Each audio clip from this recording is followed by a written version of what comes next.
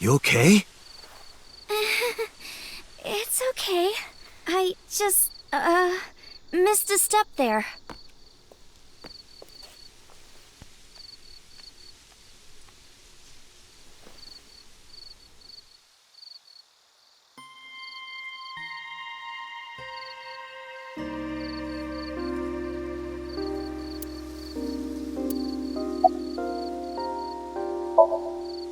It's nostalgic. This place is a memorable one for me. 6 years ago, I used to come here with someone. Someone? I used to call him Uncle. He was a thoughtful, reliable man. I thought of him as a father. But one day, he just disappeared. She's talking about... Hitomi's lover.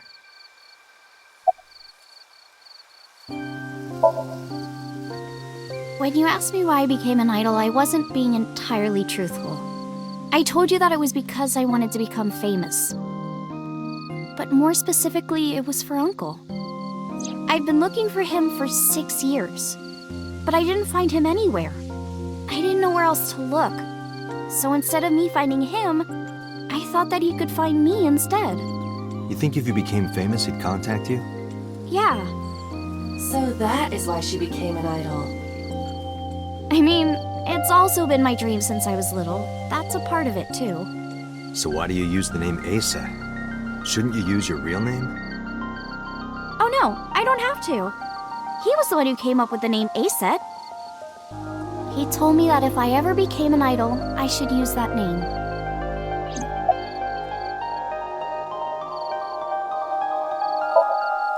Mr. Okura isn't here. I mean, of course he isn't. It's not like we came here right away. He's already taken off. Too bad. It looks like there are no further clues here. It appears we've wasted our time.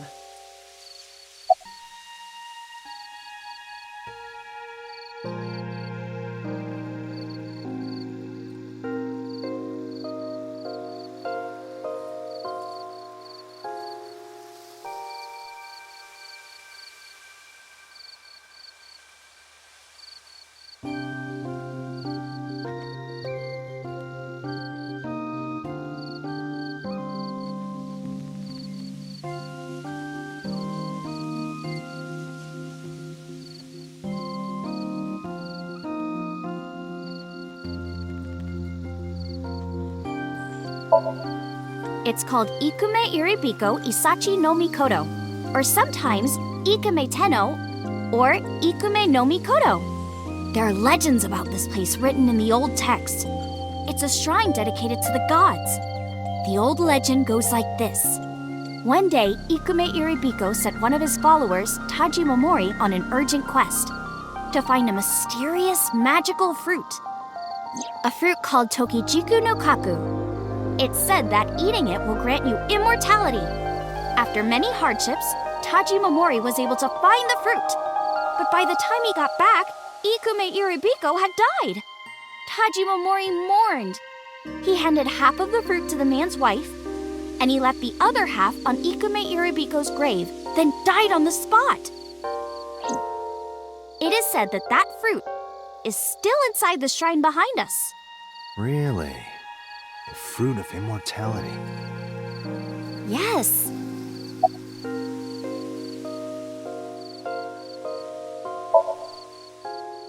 Not interested?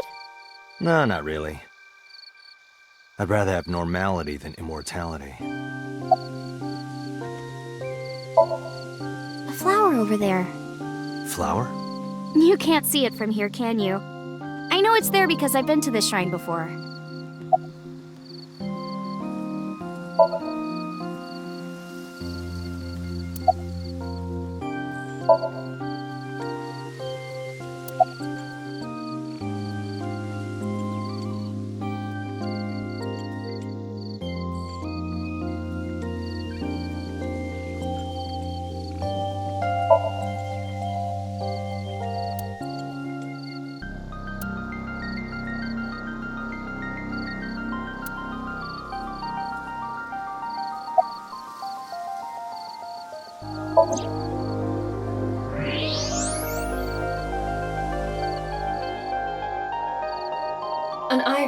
More specifically, a winter. This is the same flower that was on.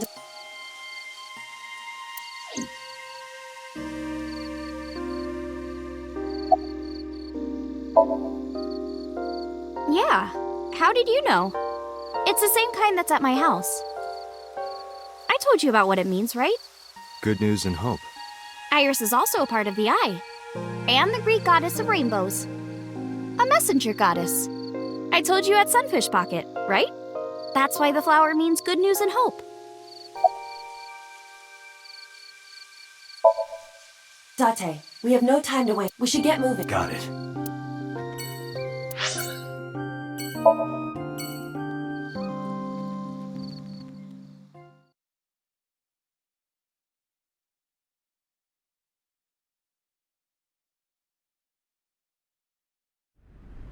I saw it. I'm sure. Your corpse, Iris. Right here. But I'm here now. Maybe I'm a ghost. You don't look like a floating sheet. You have legs. But maybe they're not legs. Maybe they're my boobs.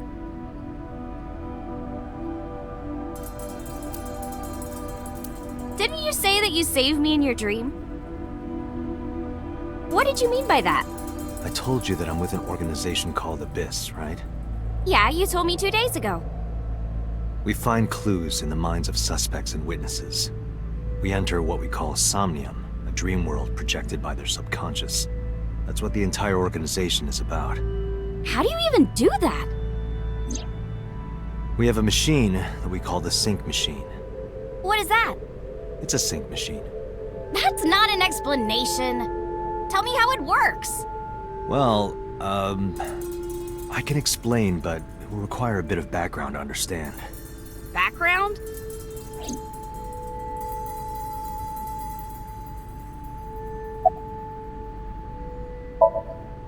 I've heard of it.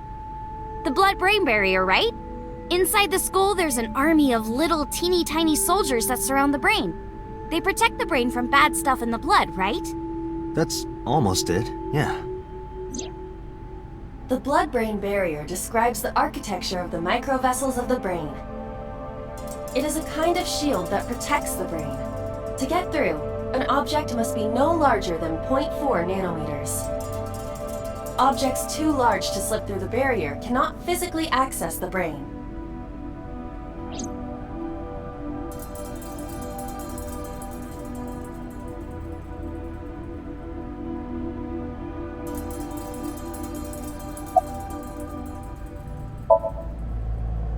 I guess not.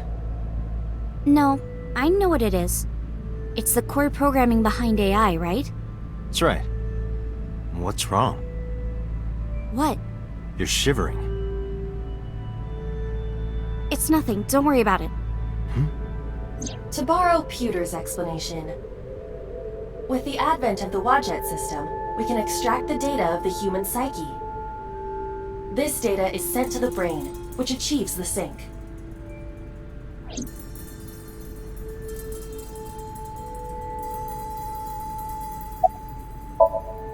Nanotech? Yeah! Technology related to really small things, like really teeny tiny things. And when they make a machine, they're called nanomachines. I heard they use them a lot for medical and tech fields.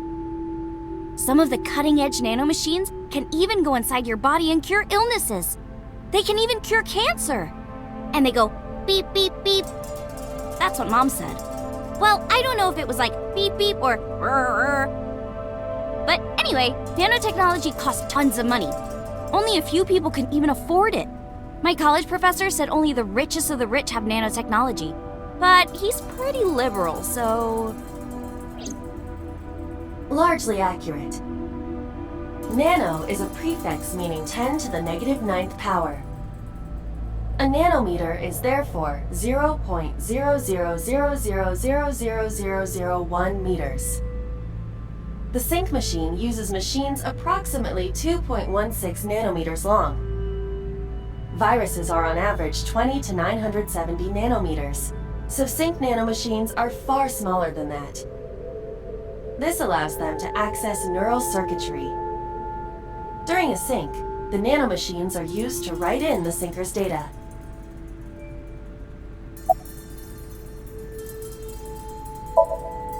Okay, you have the basics down.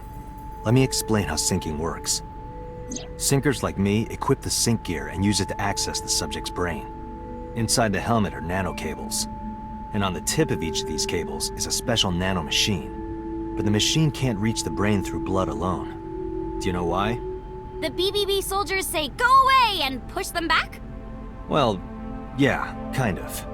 But for the sync to work, we have to get the nanomachines into the brain itself. How do we do that? Drill a hole in the skull? No. In Shovel Forge, you can use a pickaxe and... No, it has nothing to do with tools. We don't have to open a hole. Skulls already have holes in them. One of those holes is the optic canal, which is a nerve canal located behind the eyes.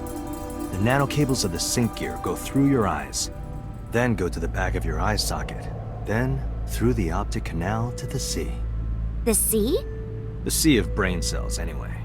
That sounds kind of romantic. It's only a chunk of protein.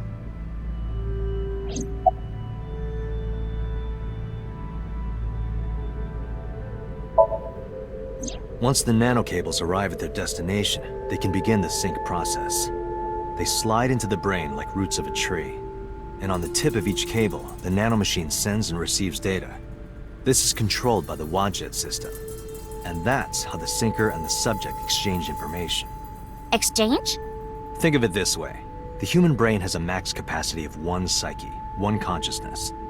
Multiple instances of consciousness inside one brain can cause a total collapse of higher brain functions. You know how a car only has one steering wheel? If there were two, there would be accidents all over the place. Well, don't some planes have two control sticks? Okay, maybe it wasn't the best metaphor. What I'm trying to say is that the human body can only hold one person. If you try to have two people inside one brain, it will break. I see.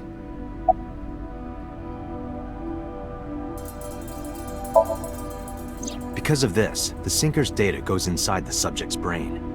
And the only thing inside the subject's mind at the time of the sync are their memories. Like a house with no one inside. We sinkers break into the house, look for clues, and leave. All within 6 minutes. There's a time limit? Yes, or else the house will collapse on our heads. The neural circuits would become too deeply entwined with one another. To put it simply, the sinker would be trapped inside the subject's house.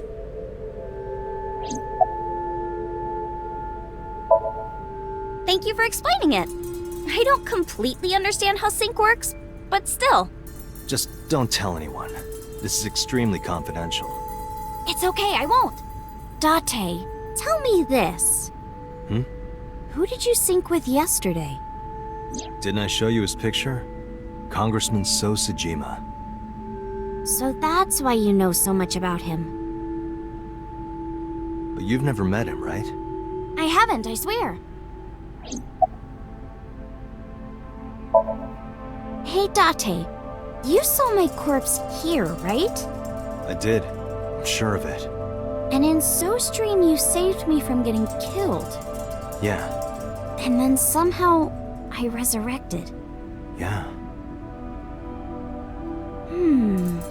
Date, that means you're... Achoo!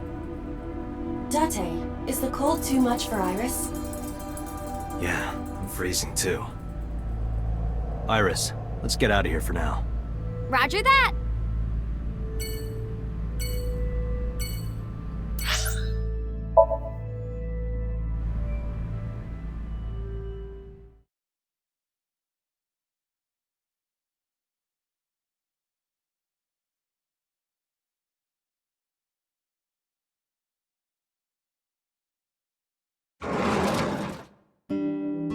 I'm so hungry.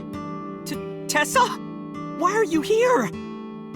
I told Date I was hungry, so... I've always wanted to eat here. I'll have my usual, Ota. Yes, right away.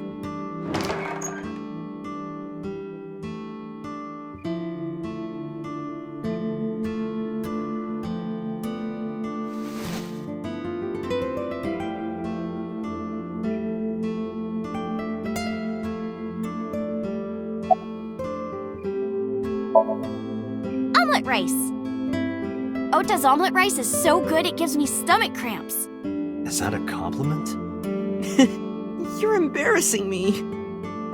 Well, Ota appears to have taken it as a compliment.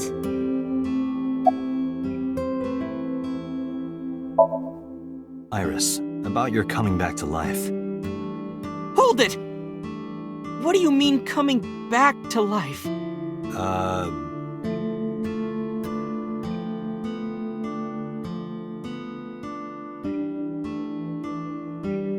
Date jumped into a parallel world where I'm still alive. Tessa died? Yep.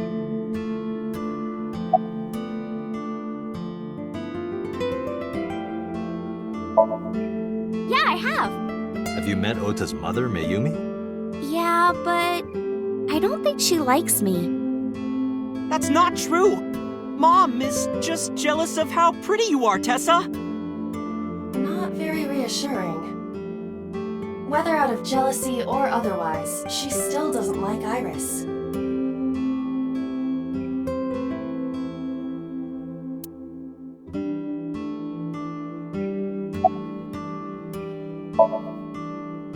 She's in the living room. I think she's watching TV. How about you? What are you doing here? I was just doing some meditation, lying on the ground. He means sleeping. Date, why are you with Tessa? We are Not Shovel Forge. on a date. Oh, a date. Huh. A date? I'm on an investigation, and she wouldn't let me go. Date, I have some delicious fugu eggs. I promise they're not poisoned. Would you like some? No thanks. I'm fine.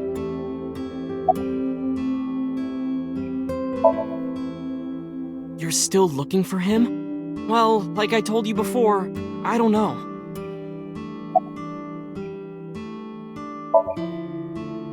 Yeah, my dad taught me when I was little. You're making me something too, right?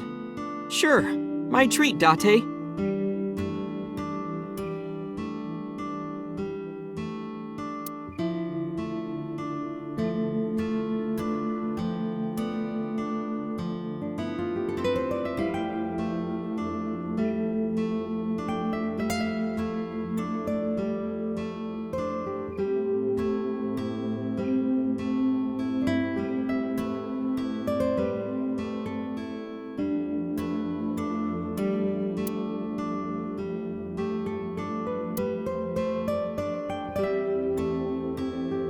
Date, you're drooling.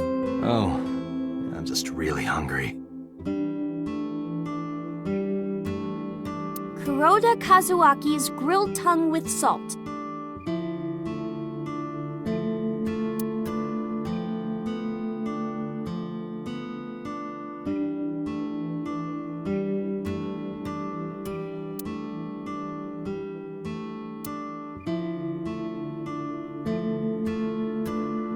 Date, wanna have a pillow fight? Tessa, not in the store, please.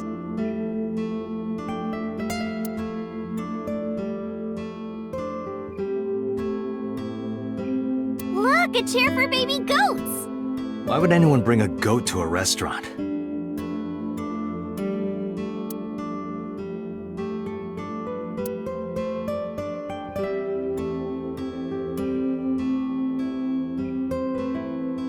Salt, pepper, a blend of red cayenne and spices, and an unidentified liquid. Mayumi's juice with mold.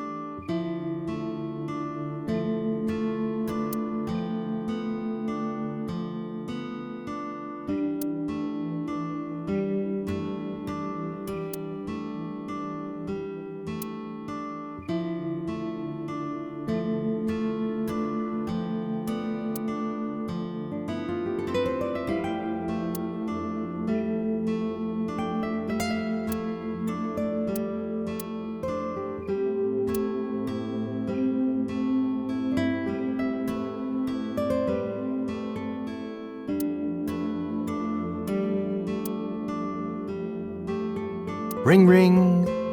Who's on the phone? Who cares?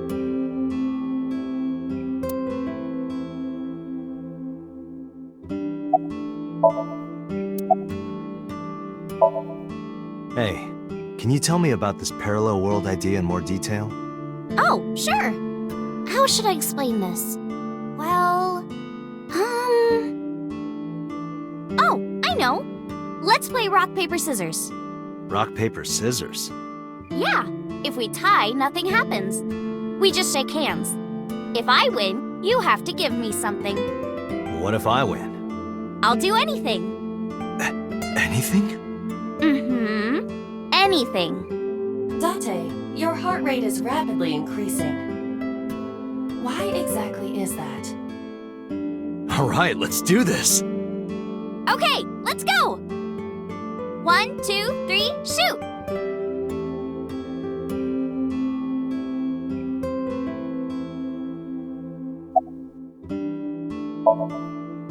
Shoot! Yay, I won! Oh, no. You see, this looks like scissors, but it's actually paper. That doesn't make any sense. No, why did I throw out scissors? Why? You're really not taking this well. So I get my prize. I don't have any money. I don't want money. Instead, Yeah? can you pet my head and say Iris is a cutie cutie? The cutest person in the whole wide world? A cutie angel? Fine. Iris is a cutie cutie. No. Put your heart into it. Iris is a cutie cutie, the cutest person in the whole wide world. A cutie angel.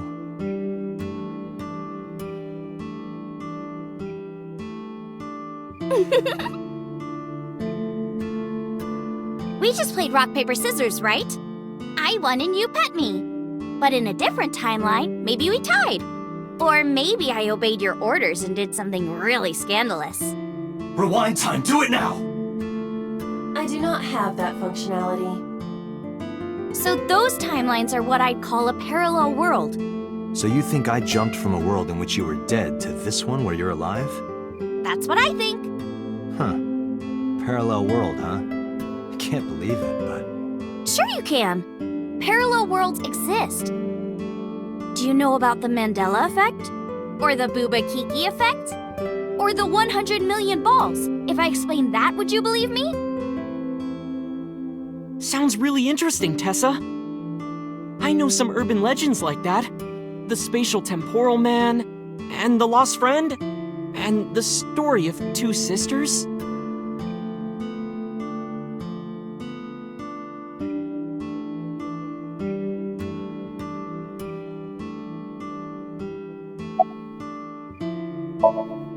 Dante, look at this picture.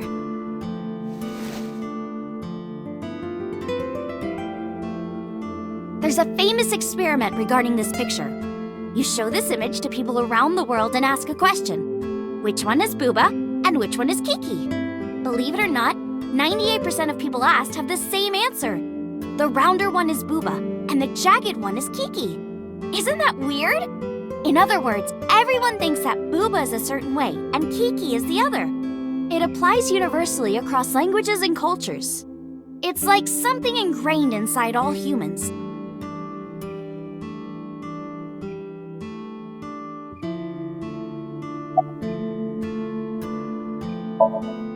Like worshipping the sun and the sea, or thinking that the mother is soft and the father is jagged. Regardless of your culture or background, you probably think this way. It's what Jung called the collective unconscious. There exists a second psychic system of a collective, universal, and impersonal nature, which is identical in all individuals. That's what Jung said about it. Think of it like bamboo. Bamboo stalks look like individual plants since they're separated. But underground, they're all connected.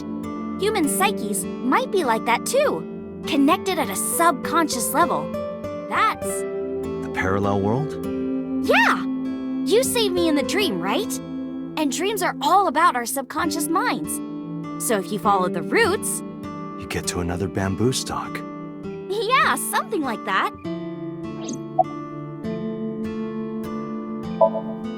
This world is full of really interesting stuff. But you know the most interesting thing of all? No, what? That humans exist at all. The universe developed in a very particular way to get here. If things were even slightly different, well, the galaxies and solar system and all of that might not have existed at all. And that means humans would never be born.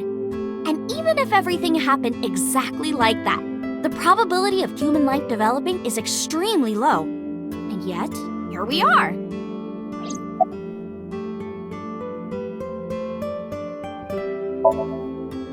Imagine a box full of ping pong balls, labeled 1 to 100 million. Would you be able to pick out the 1? Not likely. But what if there were 100 million of you? Well, then one of us would definitely pick up the 1. Exactly! The birth of humanity is so improbable that it's basically a miracle. But if there were multiple universes... Then it wouldn't be strange that at least one of them had humans in it. She is describing the anthropic principle. I may have underestimated her intelligence. Do you know Nelson Mandela? Well, yeah. The former president of South Africa. He helped abolish apartheid. He died in 2013, but a strange thing happened. When the news broke, people all over the world thought, didn't Mandela die in prison in 1980? That's the Mandela effect. It's when your memory and history have discrepancies. There are lots of examples, like the name of this kid's book with the bears having different spellings, or people remembering that Kennedy was assassinated in a 4-seat car. But in our world, he was in a 6-seat car. Huh. I thought it was a 4-seater too. Or that electric mouse from that video game. You probably remember the tip of its tail being black. It wasn't? Nope, it's all yellow. And the design didn't change. Oh. Lines from movies, company logos, historical events, and little things. The Mandela effect is everywhere. Why do you think that is? Because those memories are from parallel worlds? That would explain it, I guess.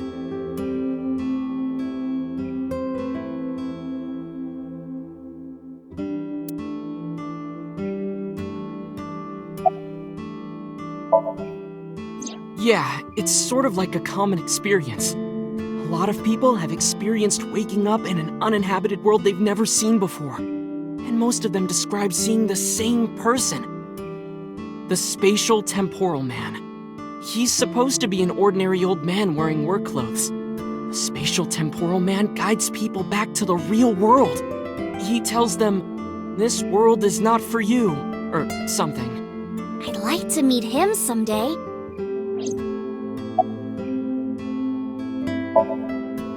So, this elementary school kid, let's call him C. He goes to school and there's a bunch of things on the floor. Postcards, towels, a coffee cup, rice bowls, a sink, lots of stuff. But C realized that those were all things from his own house. How did they get to the classroom? No one knows. It's not like anyone did it on purpose or there was a thief or anything. Maybe something happened that made 2 parallel worlds fuse. Yeah, maybe.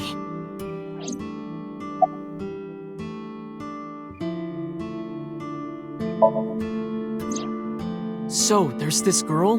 Let's call her B. She's practicing piano in her room. And her little sister is watching TV in the same room. B asks her to turn the TV volume down so she can hear her piano playing, you know? So B goes back to practicing, playing a little bit. But her sister doesn't turn the volume down. She's not listening at all. So B turns around to scold her. She was really gonna let her sister have it. But she's gone. She's nowhere to be seen. She thinks, I wonder where she went. But then B hears her sister at the door. I'm home. B runs to the front door and sees her sister and her parents standing there. So B asks, when did you go outside? But her mom says, what are you talking about? She went shopping with me. B is really confused by all of this, of course. She asks her little sister about it, and she learns that her favorite TV show was on. And before she went shopping with her mom, she was deciding whether or not she wanted to stay and watch it or not. So depending on her decision, a parallel world was made. Yeah, what B saw might have been from the world where her sister stayed behind.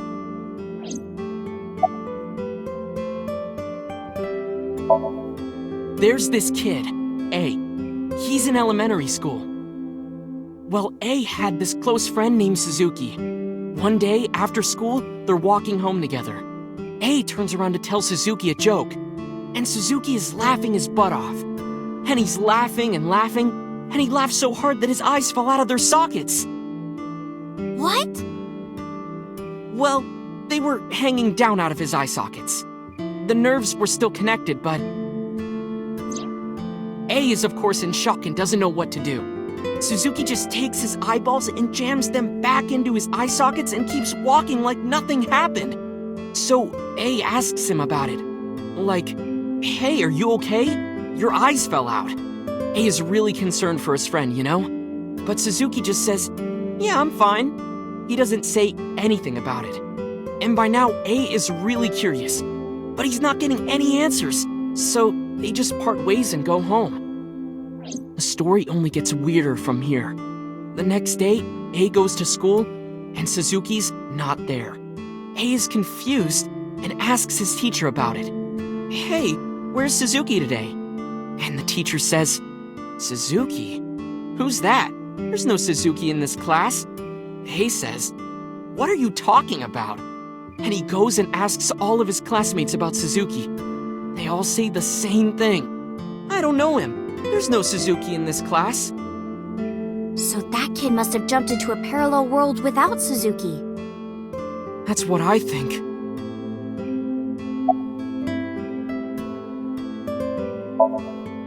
I know a ton of stories like this. Like being suddenly transported 1 year into the future, and there's a missing persons report out for you. You look down at your phone, but you realize that it's not yours. It's not the one you remember having. You look through the contacts, and it's filled with names you don't recognize. Sounds scary. There's more, too.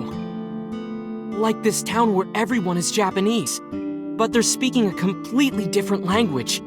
And all the signs and magazines and stuff have different letters. And it's not like Korea or China. It's the Japan we know, but the language is different. That's a prime example of a parallel world.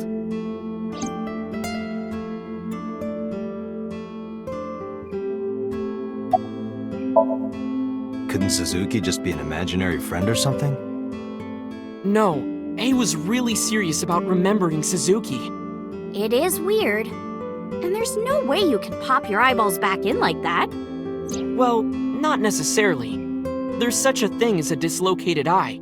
It actually isn't too hard to put your eye back in if it falls out. Ota is correct. Dislocated eyes are easy to replace in their sockets. As long as none of the nerves or blood vessels were damaged, there are usually no lasting negative effects either. But that doesn't prove this Suzuki exists. Well, I guess not, but When did you two get so knowledgeable? Oh, I don't know. Tessa is always writing about this stuff on the internet. That's why I decided to research it too. That's how I learned all this stuff. Oh, hey, I know about conspiracies and secret societies too. I find that stuff fascinating. If you want, we could talk about those. Maybe next time. Now where's that omelet rice? Done!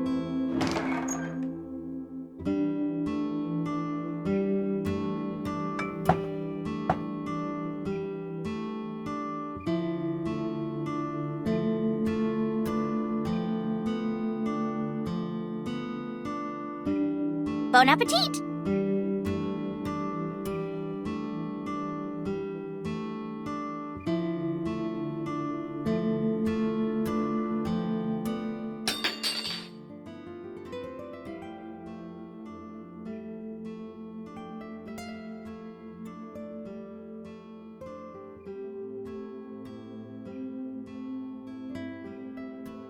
Tessa, are you okay?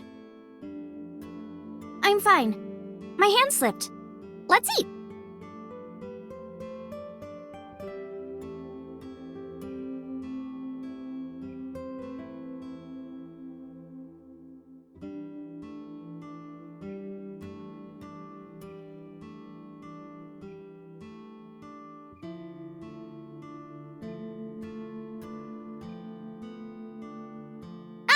Thanks for the food!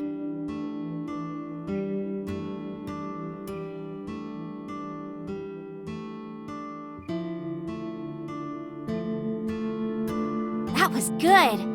Ota, your omelet rice is seriously the best. Yeah, it was actually really good. Aw, thanks. I owe it to my dad. He taught me well.